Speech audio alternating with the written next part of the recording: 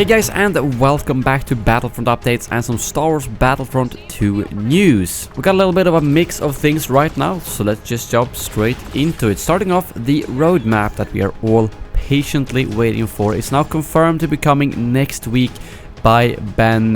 Next week basically means between the 25th and the 29th, because they never release stuff like that on the weekends. So I'm very excited to see what they will be revealing with the roadmap, and something he said in response to that later was, roadmap arrives next week, will be a living thing, so as things change and move around, we'll update it. Development is never as simple as point A to B. And that is very good to hear, to be completely honest, because I don't think any of us who at least knows a little bit about the game development are expecting them to have fixed dates that they have to hit for every little thing.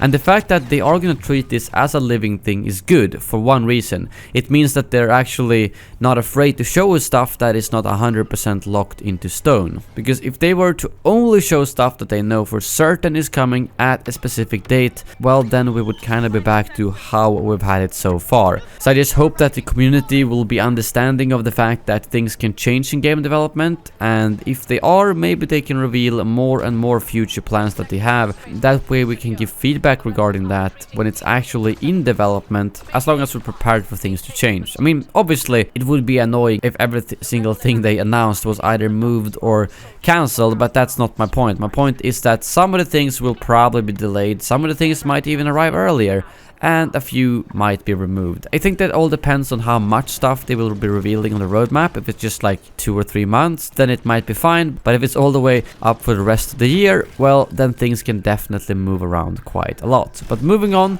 he teased a little bit about General Grievous by saying 4 arms with lightsaber combat ... is interesting, which makes me think that we will indeed be able to play with 4 arms and he won't just be locked to 2 arms like he is sometimes in the movie. So I'm glad they're going all out on that, and I'm not sure if that's going to be like a permanent thing where you always have 4 arms, or if it's going to be a bit like the original Battlefront games where he sometimes makes use of the 2 extra lightsabers and arms, but in time we will probably know. They also posted some focused feedback regarding Obi-Wan and Grievous voice lines, both on Reddit and on the forums, which I think is really cool actually. And basically what it says is that they're now planning out the voice lines for Grievous and Obi-Wan, and they want our input on which lines we think they should add, which is a great thing that they're allowing us to do. And I think the best thing is that that basically gives us the option to add a lot of prequel memes, and I hope they will have that, because if there's something people will buy, it's prequel meme emotes. I mean, I know I would do it. Well, at least if they add an option to buy emotes by that time, but I'm almost taking that for granted. So I will leave a link in the description below if you guys want to head over there and leave some suggestions. I'm sure most of the quotes that we all want are already posted, but I will leave a link anyways. And lastly, some news about the lightsabers. I think this was already confirmed a while back, but lightsaber ignition is indeed coming in the next patch, which is great to see. And they also confirmed that lightsaber combat changes are coming in July, and we also know that the new Starfighter game mode is also coming in July, which is very good to hear, because honestly, like I mentioned, I'm not too excited about a new Starfighter mode.